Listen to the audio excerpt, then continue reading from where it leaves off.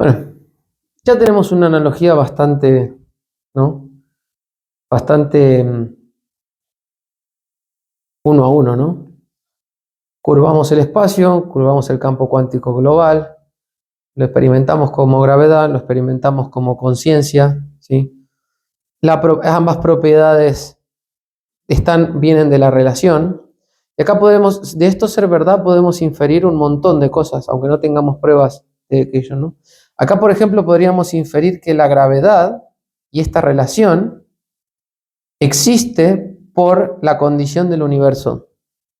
Por lo tanto, podemos decir que la gravedad o sea, es decir, que el universo y la capacidad de que exista la gravedad existe antes que la materia, porque de hecho la materia está contenida por el universo. Entonces existe primero el universo y luego existe la materia. Pero el universo tiene las propiedades para que la materia pueda, ¿no? Generar o emanar esta gravedad. Lo mismo ocurre con la conciencia.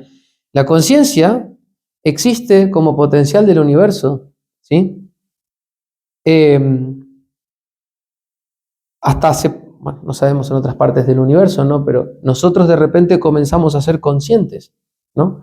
Y aquí podríamos decir que la conciencia es una propiedad potencial del universo antes de que exista la conciencia dentro de nosotros. Es decir, el universo es potencialmente consciente y, y tiene un potencial gravitatorio. Pasa que requiere aquí de masa y aquí de densidad informacional, ¿no?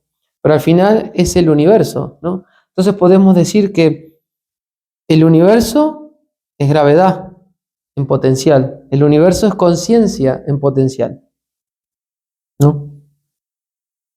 Acá lo podríamos comenzar a cruzar con un montón de otras disciplinas, ¿no? Pero me gustaría quedarme un poco en lo que es la explicación de la conciencia, ¿no? Porque, ¿cómo te digo? La conciencia no somos, o sea, no es este cuerpo la conciencia, ¿no? La conciencia no la encontramos en ningún lado. Nosotros, la pregunta fundamental de la ciencia es en qué momento la materia, este mando, se convierte en consciente y comienza a ser autorreferente, a tener un marco de autorreferencia. Al final no somos distintos a este mando, ¿sí? Somos materia organizada de alguna manera que de repente se autopercibe, ¿no? Y podemos entender que la materia esté organizada de forma que mecánicamente pueda operar biológicamente en un mundo que puede soportar la vida, pero en ningún momento dice que vaya a ser consciente. Y los seres podemos vivir como entidades biológicas mecánicas, comer por mecánica, vivir por instinto, sin necesidad de ser conscientes. La conciencia no parece que fuese un fenómeno evolutivo, es simplemente un fenómeno emergente. ¿Y por qué emerge? Por lo mismo, ¿no? Por la misma casualidad. Vos tenés un meteorito así y no tiene gravedad suficiente como para poder tener atmósfera, tener ecosistema, tener vida. Nadie creó la Tierra a propósito para que albergue vida.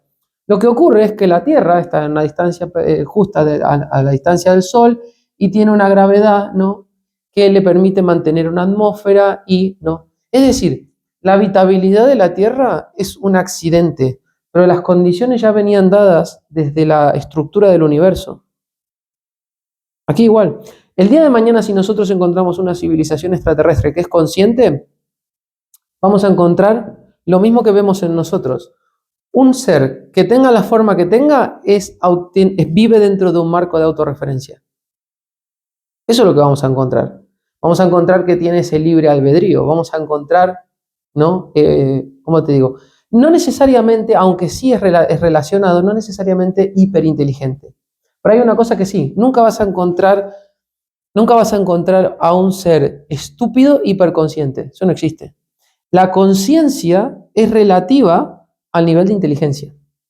Y aquí es donde quiero hacer otra, quizás, analogía, sí. En la Tierra nosotros sabemos lo que te decía, ¿no? Esto no tiene gravedad, esto sí tiene gravedad. ¿Qué ocurre en los seres humanos? Vamos a hacer la analogía que yo le digo del agua hirviendo, ¿no? El agua a 90 grados a 80 grados no hierve, ¿no? Es decir, no cruza el umbral necesario para transformarse en gas. ¿Qué pasa? A 80, 90 grados es agua caliente, pues sigue siendo agua, ¿sí? Le estoy haciendo una analogía para que entiendas el fenómeno emergente, ¿no? ¿Qué ocurre? Cuando aquí pasamos a 100 grados, de repente esto empieza a hervir y a transformarse en gas, a cambiar de estado. Los 100 grados es un umbral. Es un umbral. A partir de cierto umbral, el agua comienza a transformarse en gas. ¿Qué ocurre? En mi analogía lo que ocurre es que los animales están a 80, 90 grados. Tienen una conciencia mermada, pero no tienen un marco de autorreferencia porque aún no han cruzado el umbral.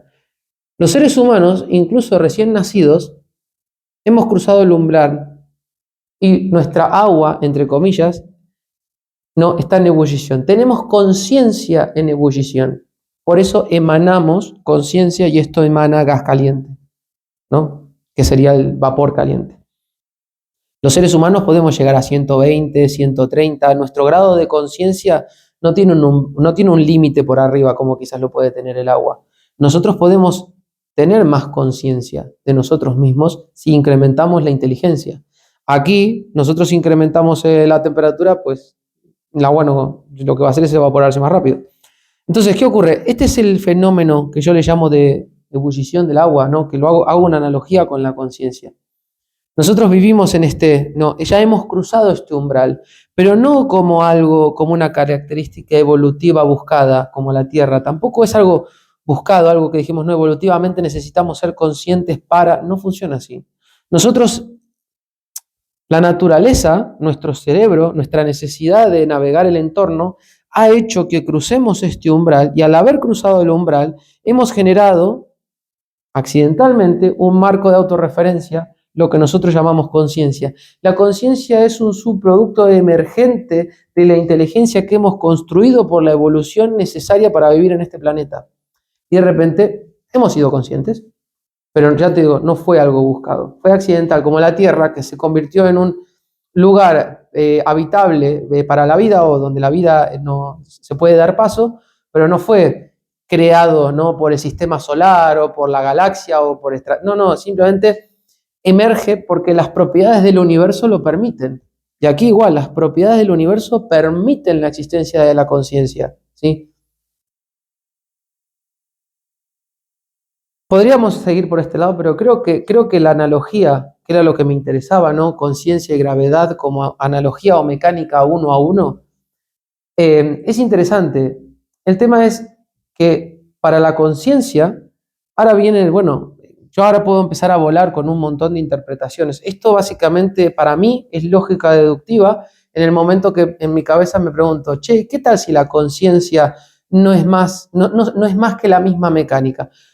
Yo acá introduje dos cosas que se pueden inferir, que obviamente aquí ya entramos en el terreno de lo paranormal, si te lo querría decir. Esto de aquí que yo he explicado es una mecánica y una analogía, ¿no? Pero lo que viene ahora son dos cosas, ¿no? Esto ya lo voy a poner en rojo porque esto ya no... de aquí nos vamos un poco del marco, ¿no? Que una es la religión, y la otra es la física conocida. Acá hablamos de campo cuántico global y acá estamos hablando de halo, que es alma, y acá hablamos de Dios. Podemos hablar del más allá y podemos hablar de el yo o la conciencia, más o menos. Ahí está, ¿no? Vamos a empezar un poco quizás por el campo cuántico global. No me voy a meter en esto porque hay mucha física aquí detrás, pero a lo que voy es, nosotros estamos al tanto de dos experimentos que nos muestran una realidad que no podemos explicar y aparentemente hay como una especie de canal por el cual hay física real, ¿no?, pero que viola algunas leyes de la física si las comprendemos dentro del marco que conocemos. Uno de ellos es lo que es el spooky action, que es el entrelazamiento cuántico. que una partícula entrelazada cuánticamente puede estar a una distancia la que sea, y cuando nosotros medimos el spin, si aquí sale positivo, inmediatamente sabemos que el spin de esta es negativo, aunque estén a miles de kilómetros de distancia. Esto ocurre de forma instantánea, va mucho más rápido que la velocidad de la luz. Mucho no, es que es instantáneo. Pero no hay transferencia de información, por lo que no rompe la ley de la física, pero acá hay una conexión entre estas partículas que no es aparente, ¿no? Es como si hubiese una especie de canal por el que están comunicadas, de alguna manera. Porque esto lo que sí rompe es el principio de no localidad, ¿no? Es decir, nosotros acá por ahí modificamos una partícula localmente para modificar el spin de la partícula. Pero esta partícula cambia dependiendo de esta, pero localmente no hay nada que esté infiriendo este spin. Por lo tanto, aquí hay un cambio, ¿no?, sin que haya localidad, una causalidad local. Esto es algo que no comprendemos. Y lo otro es el efecto de la rendija, ¿no? La típica rendija, que tenés dos rendijas, ¿no? Cuando el observador está midiendo el experimento, ¿no?, de las dos rendijas, y luego está, o sea, ¿qué ocurre en este experimento? Para el que no lo sepa, lo que ocurre es que cuando no medimos, cuando no hay ninguna medición, el experimento de enviar una partícula por este canal, imagínate que ponemos este experimento en marcha y nos vamos. Cuando volvemos, encontramos un patrón, ¿no?, de interferencia. ¿Qué ocurre? Que este de aquí y este de aquí no tienen sentido. Porque si estamos mandando una partícula, o bien pasa por esta rendija, o bien pasa por esta rendija. ¿Cómo es posible que tengamos, ¿no?, 4 líneas si solamente tenemos 2 rendijas? Esto ocurre porque en teoría la partícula se está comportando como onda. Y aquí hacemos el mismo experimento, pero ponemos un observador y es exactamente el mismo experimento, pero aquí obtenemos lo que es consistente con la realidad. La partícula pasó bien o por aquí o por aquí. Entonces, el patrón, pues, son 2 líneas. Aquí se comporta la partícula como eso, como una partícula. Esto le llaman dualidad onda-partícula. Estos son experimentos hechos miles de veces, se pueden reproducir perfectamente. Y de hecho hay mucha física que se está haciendo y muchos dispositivos que se quieren fabricar desde esta, ¿no?, desde esta física. O sea, esto es real, no lo entendemos, pero lo podemos reproducir. ¿Qué ocurre? En ambos hay como una especie de, bueno, acá por ejemplo, acá se habla de que colapsa la onda, ¿no? La onda, que puede tener todas estas posibilidades, colapsa en una realidad compartida, ¿sí? Y aquí la partícula de alguna manera está entrelazada, por eso se llama entrelazamiento cuántico, y ahí es cuando entra el concepto de campo cuántico global. Y es lo que creo yo que se curva con densidad informacional en el universo. Por eso somos como una especie de, no es como una especie de antena, porque la Tierra no capta la gravedad del universo como si fuera una antena, sino que el universo tiene las propiedades necesarias como para, cuando interactúa con densidad de masa, produce esta curvatura que nosotros experimentamos como gravedad. Y cuando nosotros curvamos el campo cuántico global, pasa lo que mostré anteriormente, ¿no? Nosotros colapsamos esta conciencia, emanamos esta conciencia como la relación que hay entre el universo y el campo cuántico global. Aquí lo voy a dejar porque esto es completamente especulativo. Aquí es donde empezamos con la que parece conspiranoia, pero creo que de saber nosotros cómo funciona esto y poder explicar esto y esto, podríamos en algún momento explicar la existencia de la conciencia y cómo funciona y por qué canal va. Y por eso diseccionar a un ser humano el cerebro, no vas a encontrar la conciencia ahí. Pero también tenemos que entender que para que lo que dije sea verdad, tiene que ocurrir lo que acabo de decir del campo cuántico global y al mismo tiempo la conciencia tiene que ser no un vector, ¿cómo se llama? Geometría informacional. ¿Qué más? Vamos a la religión. Yo no soy muy religioso, vos sabés, pero lo puedo conectar con cosas que a priori parecen metáforas, pero podrían llegar a ser ciencia. Si es de demostrarse esto, podría ser literal, no metafórico. El alma, lo que nosotros emanamos, en realidad sería básicamente el campo de conciencia que nosotros condensamos, ¿no?, que nosotros emanamos por existir en este universo. Alma se le llamaría, pero esto no sería una descripción metafórica, sino que una descripción real, una descripción literal. Dios, la religión dice que nosotros somos pequeños dioses o somos Dios en la tierra. Si la conciencia, o sea, si el universo tiene la propiedad de la conciencia antes que exista la conciencia, por lo tanto el universo tiene el potencial de conciencia. Nosotros condensamos una cantidad lo suficientemente importante de conciencia como para poder tener un marco de autorreferencia, lo que nos convierte en dioses en la tierra. Es que sería literal, nosotros seríamos, así como nuestro cuerpo es polvo de estrellas, en algún momento este dedo fue parte de una estrella, la materia de mi dedo, pues en la conciencia que nosotros tenemos es parte de este universo, ¿sí? No es que la conciencia emana de la materia, sino que la materia del universo en relación, ¿sí?, produce la conciencia. Por lo tanto, seríamos una especie de dioses porque seríamos de alguna manera el universo autoobservándose. Suena muy cool también. El más allá, todos sabemos que la muerte no es algo clínico, ¿no? Tenemos una serie de test, pero no sabemos exactamente qué significa la muerte. Yo creo que las experiencias cercanas a la muerte y la muerte, lo que ocurre básicamente es que la conciencia es como una barra, ¿no? Nosotros permitimos la conciencia mientras tengamos una densidad informacional de 100. Cuando nos estamos muriendo, lo que ocurre es que la barra va decayendo, va decayendo. Cuando nosotros morimos del todo, que ya no hay barra, esto no es reversible. Nosotros podemos reanimar a la gente, pero no podemos resucitarla, porque una vez llegamos al punto de cero conciencia, no hay una vuelta otra vez a producir una densidad informacional que vuelva a generar la chispa, porque no solamente se murió nuestro cerebro, se murió también nuestro cuerpo. Es que bajamos la densidad informacional a cero, porque en el caso de que no tengamos nuestro cuerpo funcionando, básicamente somos tejido, materia, no tenemos la capacidad como para poder colapsar, ¿no? Esa, ¿cómo te digo?